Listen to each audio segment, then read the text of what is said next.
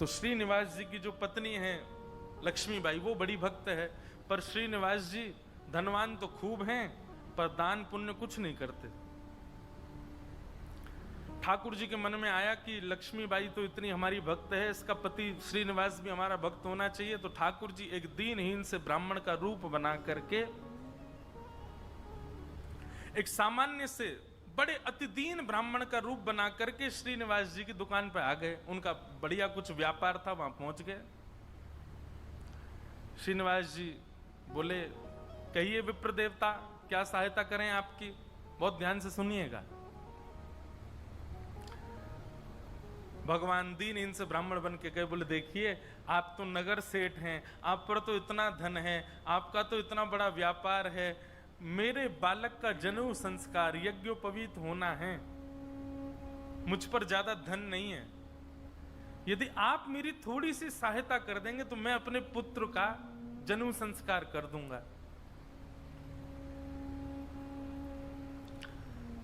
श्रीनिवास जी ने मन में विचार किया, बोले कि आज इसकी सहायता कर दी तो कल कहेगा बेटे का ब्याह है, उसके लिए कर दो, फिर उसमें कर दूंगा, कहेगा बेटे के बेटा हुआ, उसमें सहायता कर दो, ये लगा ही रहेगा। एक बार सहायता कर दूंगा तो हमेशा के लिए इसके द्वार खुल जाएंगे, आता ही रहेगा कुछ ना कुछ मांगने। तो श्रीनिवास ने कह दिया, आज मैं बहुत व्यस्त हूं, आप कल आ जाना। जैसी आज्ञा। दूसरे दिन फिर से ठाकुर जी आ गए, दीन इनसे ब्राह्मण। बोले आपने आज बुलाया था, आप कुछ सहायता कर दीजिए। अब वो अपना काम वाम इधर उधर करने लगा, दिखाने ऐसे लगा कि बहुत व्यस्त है। श्रीनिवास जी फिर बोले, आप कल आइएगा, मैं आज भी बहुत व्यस्त हूं, मैं कल आपसे मिलूंगा। ठाकुर जी बड़े दीनहीन, बड़े सरल, जैसी आज्ञा, मैं कल आ जाऊंगा। फिर चले गए। तीसरे दिन फिर ठाकुर जी आ गए। श्रीनिवास बोला, ये तो रोज आ जाता है, क्या करूं इसका? श्रीनिवास जी ने बाहर कुछ 2-3 बालक बैठा दिए, बोले जैसे ही ब्राह्मण आता देखे मुझे बता देना, मैं कहीं भाग जाऊंगा, मैं मिलूंगा ही नहीं इसको।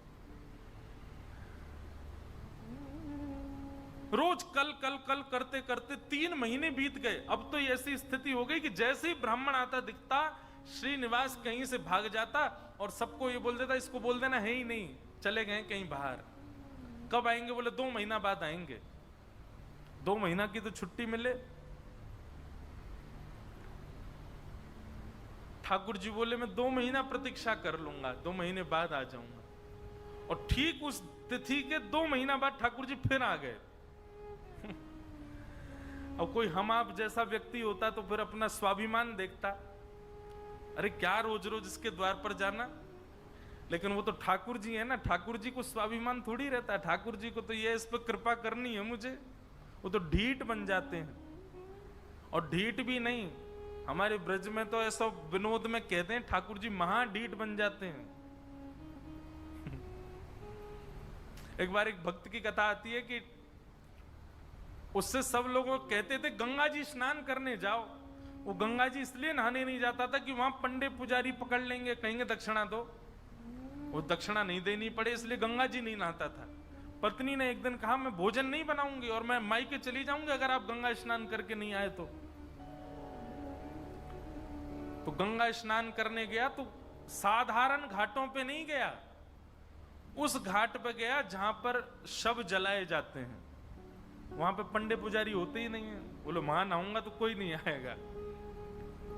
कंजूसों की भी। अच्छा, एक और चीज, हमने कई भक्तों के चरित्र देखे, कंजूसों से भी ठाकुर जी की बड़ी मैत्री है। दान पुण्य करने वाले तो ठाकुर जी के हैं ही, लेकिन जो कंजूस होते हैं ना, ठाकुर जी उनका भी पीछे छोड़ते नहीं है। कैसे ना कैसे भी करके उनका पैसा निकलवाते ही हैं।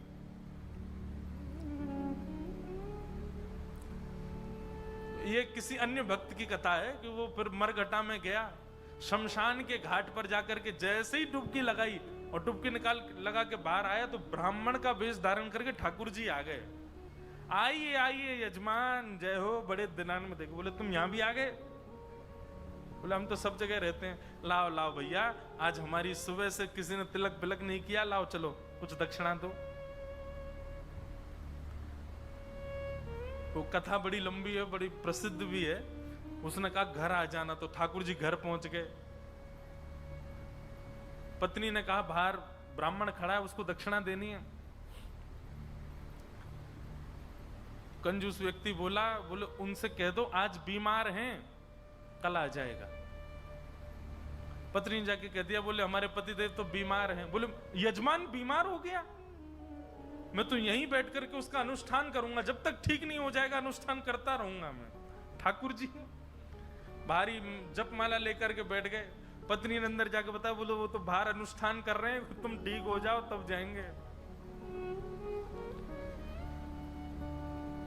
मन में विचार करने लगा, बोले जाएगा नहीं। सुनो, बाहर जाके उसको कह दो पतिदेव तो पधार गए, भगवत धाम चले गए।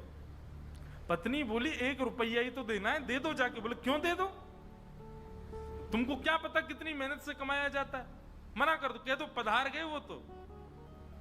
पत्नी बेचारी थोड़ी रोती रोती सी गई, बोले आप अब चले जाओ, पतिदेव तो पधार गए। ठाकुर जी बाहर ब्राह्मण बन के बैठे। ठाकुर जी बोले मेरे यजमान पधार गए, अंतिम संस्कार मैं करा के जाऊंगा, मेरे यजमान है, उनकी शव यात्रा में जाऊंगा, उनकी अर्थी मैं बनवाऊंगा, चिता में लकड़ियां मैं लगवाऊंगा, अपने हाथ से अपने हाथ से 1-1 लकड़ी रखवाऊंगा, और मैं वेद मंत्र बोलूंगा, मेरे मंत्रों के उच्चारण से उनके अग्नि संस्कार होगा। मुझे नहीं चाहिए दक्षिणा, आप मत देना मुझको, अब मैं मुफ्त में उनका संस्कार करा के जाऊंगा। पत्नी दौड़ी दौड़ी गई, बोले 1 रुपया निकाल के दे दो, वो तो संस्कार कराने को तैयार है तुम्हारे।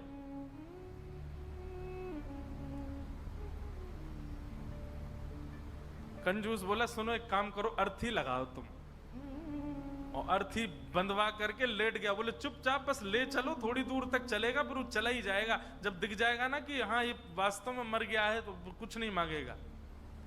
महाराज अर्थी पर चढ़ गया, राम नाम सत्य बुलवाता हुआ जा रहा है शमशान, लेकिन 1 रुपया नहीं दे रहा है। ठाकुर जी भी चल रहे, बोले तू ढीठ है मैं महाढीठ हूं, मैं भी लेके ही जाऊंगा।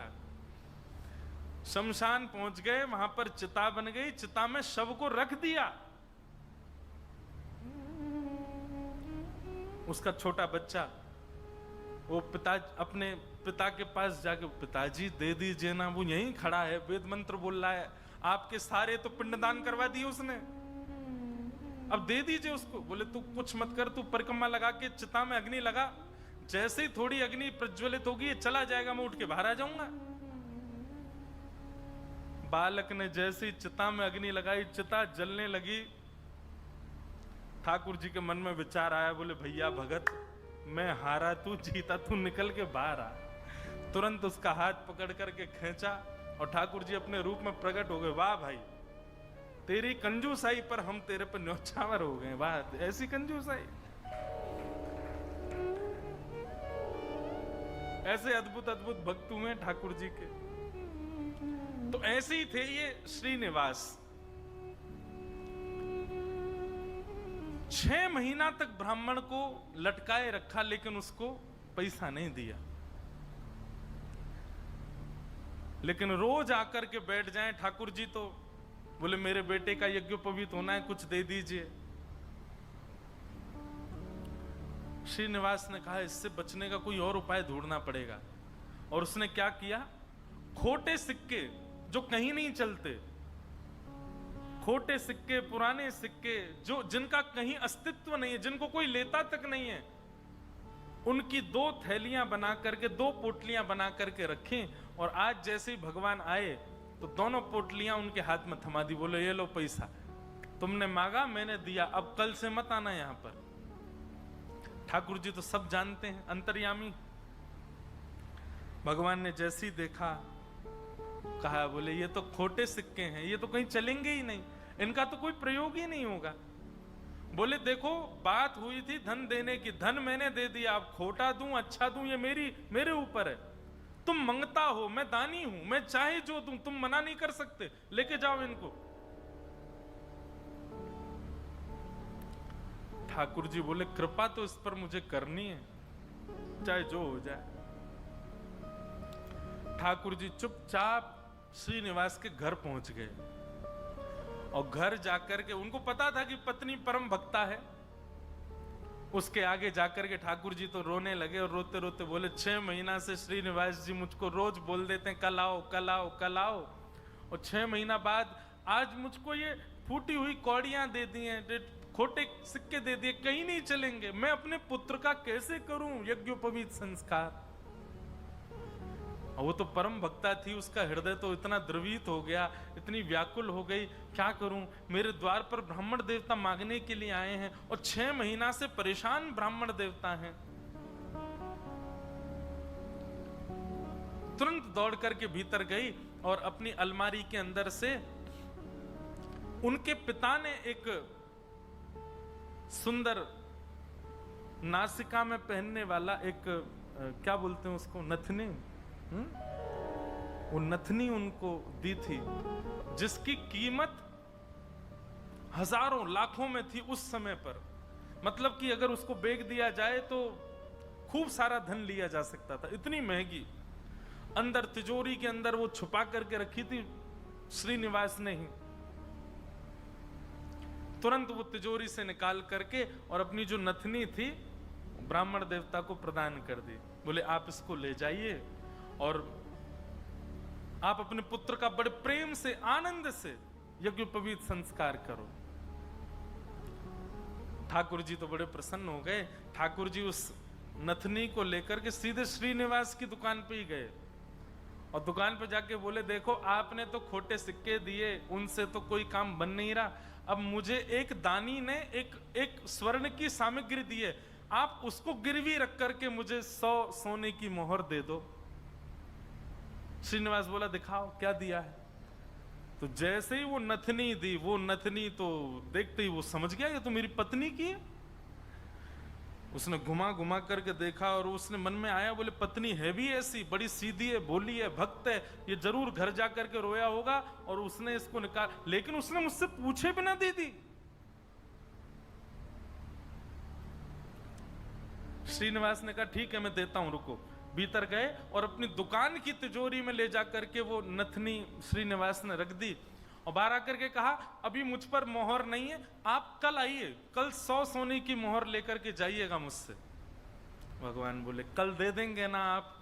बोले पक्का दूंगा, मैंने आपकी रख ली ना, नथनी अपने पास रख ली, सोने की मोहर कल दूंगा, अभी जाओ। ठाकुर जी तो वहां से चले गए। श्रीनिवास क्रोध में तिलमिलाता हुआ, आंखें लाल पड़ी, चेहरे का ताम्रवर्ण हो गया, घर पहुंचा अपने। घर में जाती चिल्लाने लगा कहां हो, बाहर आओ निकल करके। पत्नी दौड़ी दौड़ी आई, क्या हुआ क्या हुआ? बोले सुनो, तुम्हारे पिता ने जो तुमको नथनी प्रदान की थी बड़ी बहुमूल्य, उसमें बहुत सारे रत्न लगे हैं, बहुत सुंदर एक हीरा लगा, जरा लेके तो आना, मुझे देखनी है वो। अब पत्नी घबराने लगी, बोली वो तो मैंने ब्राह्मण को दे दी और श्रीनिवास अपनी तिजोरी में रख करके आए थे।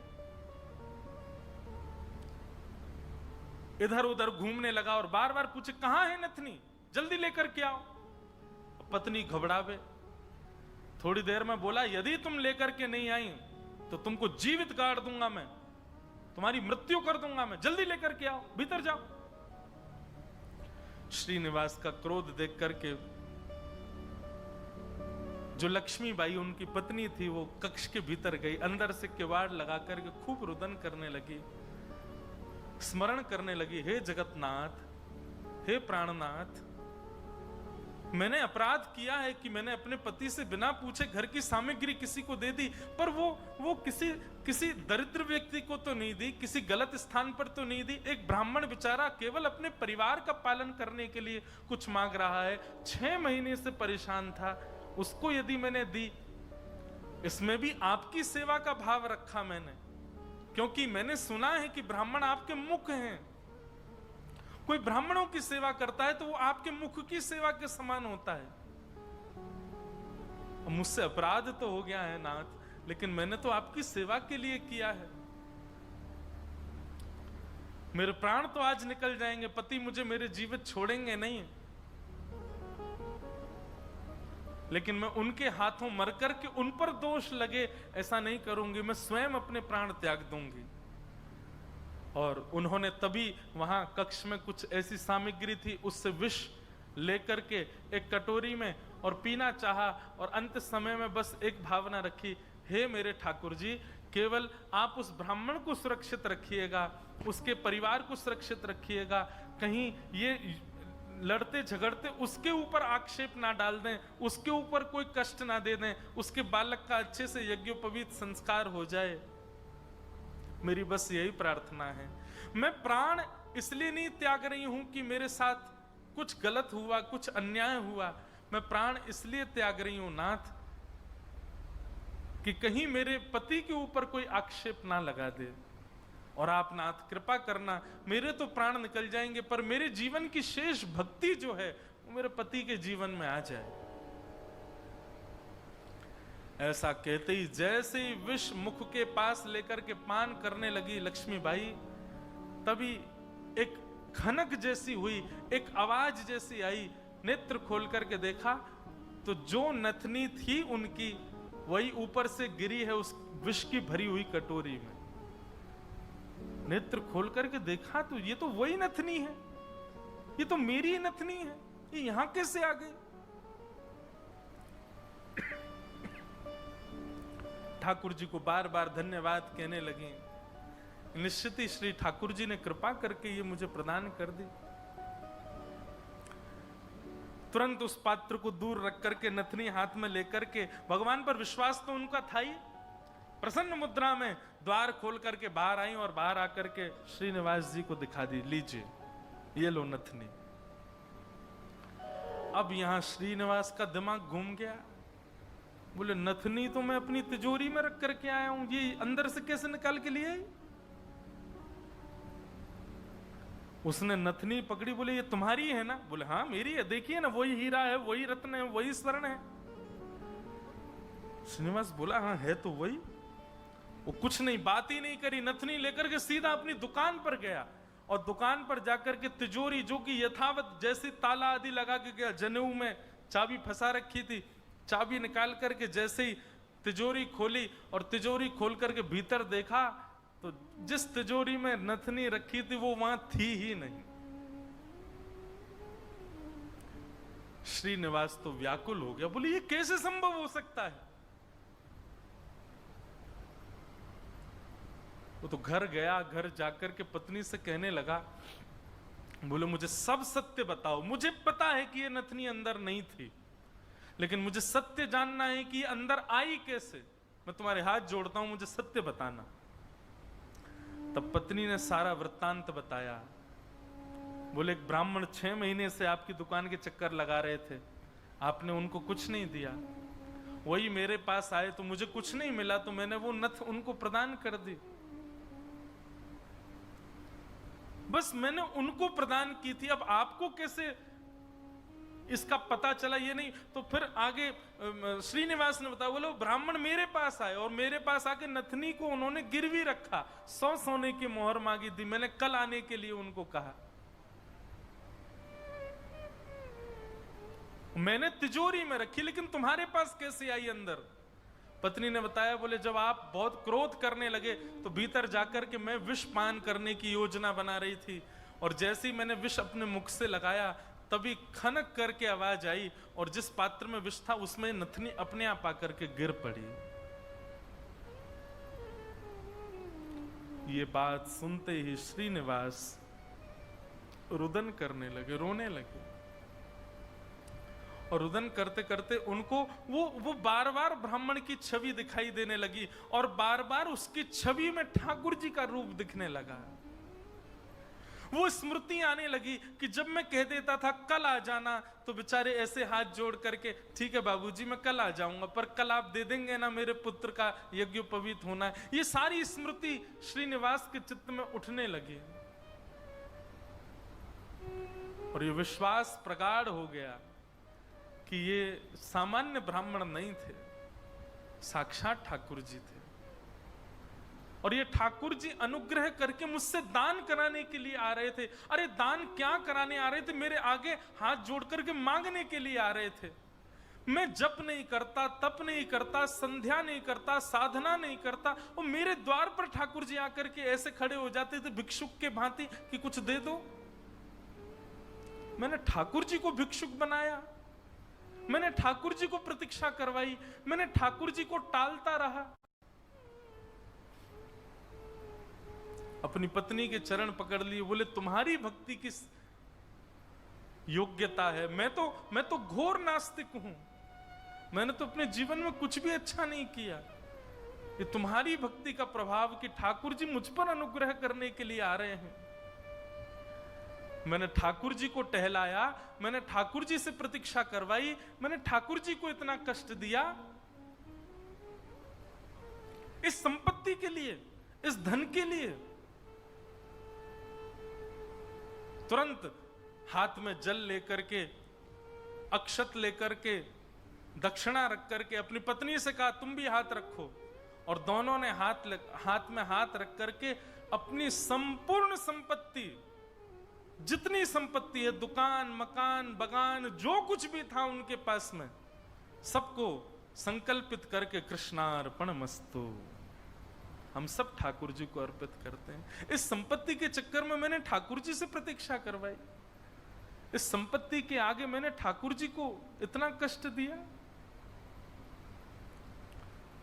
और उसी दिन से ही श्रीनिवास की स्थिति ऐसी हो गई कि अपना जितना धन था धीरे धीरे धीरे धीरे करके ब्राह्मणों में, संतों में, वैष्णवों में, अयोग्यों में, गरीब कन्याओं के विवाह में, गरीब बालकों की पढ़ाई में करते करते करते करते एक तो होता है कि इतना खर्च करें कि हमारा घर भी चले, पर नहीं, इसकी तो ऐसी स्थिति हो गई कि अब वो कुछ रखते ही नहीं है अपने पास। अपनी दुकान भी बेच दी, अपनी सारी संपत्ति बेच दी, एक दिन अपना घर भी बेच दिया। परिवार के लोग धीरे धीरे कोसते कोसते दूर होने लगे। अरे क्या बुद्धि हो गई तुम्हारी, सब बेच दिया। सबको ठाकुर जी की सेवा और ठाकुर जी के जनों की सेवा में लगा दिया। एक फूटी कौड़ी भी अपने पास नहीं रखी। बोले कि नहीं, इसकी वजह से मैंने ठाकुर जी को श्रमित कराया, मैं इसको कैसे रख सकता हूं। और सब छोड़ करके, सब त्याग करके पत्नी ने कहा अब हमारे पास कुछ भी नहीं है, रहने के लिए घर भी नहीं है, भोजन करने के लिए अन्न भी नहीं है, पहनने के लिए वस्त्र भी नहीं है, अब हम क्या करें। बोले अब पकड़ो मेरा हाथ। अब हमने सब छोड़ दिया, क्योंकि अब तक सबको अपना माना था, पर अब हमारे नाथ, हमारे स्वामी श्री पंडरीनाथ हैं, श्री विठ्ठल भगवान हैं, चलो उन्हीं की शरण में, चलो उन्हीं के नगर में, वही खिलाएंगे, वही रिलाएंगे, वही सब करेंगे हमारी व्यवस्था। और श्रीनिवास अपनी पत्नी के साथ पंढरपुर आ गए हमेशा के लिए। यहां आकर के उन्होंने दिव्य एक संत थे, उनसे गुरु दीक्षा ली, और गुरु दीक्षा लेने के बाद केवल एक ही उनका काम, दिन में जाना और जाकर के श्री पंडरीनाथ भगवान का दर्शन करना, और पूरे दिन यहाँ के वैष्णवों का दर्शन, उनकी सेवा करना, यही उनका काम। दीक्षा के बाद गुरुदेव ने उनको दूसरा नाम प्रदान कर दिया। दीक्षा में एक नाम दिया जाता है, और अब तक उनका नाम श्रीनिवास था, अब उनका नाम पुरंदर दास हो गया।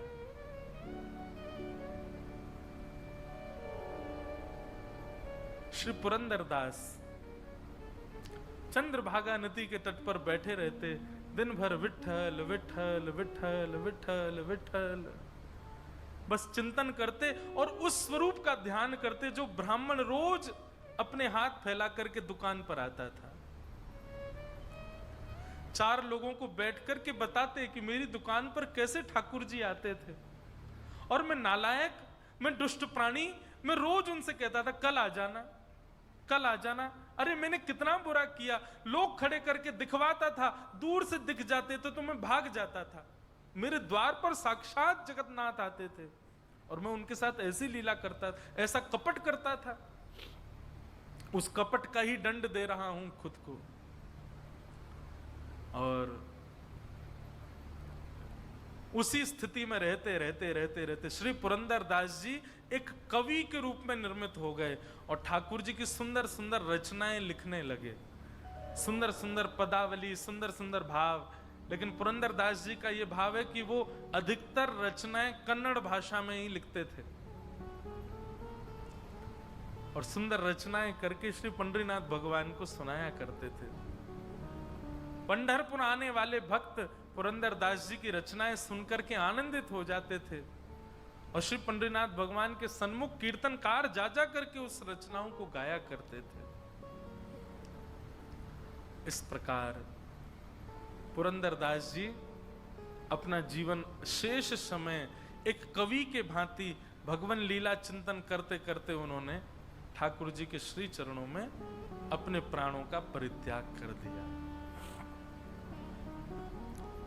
कहने का अभिप्राय,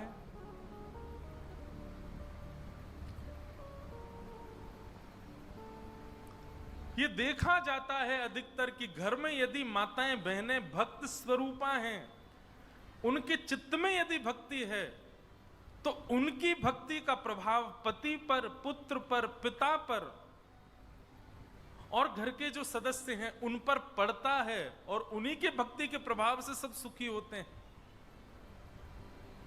जिस प्रकार लक्ष्मीबाई की भक्ति के प्रभाव से श्रीनिवास परम भक्त हुए और परम भक्त होकर के श्री ठाकुर जी के चरणों को प्राप्त हो गए,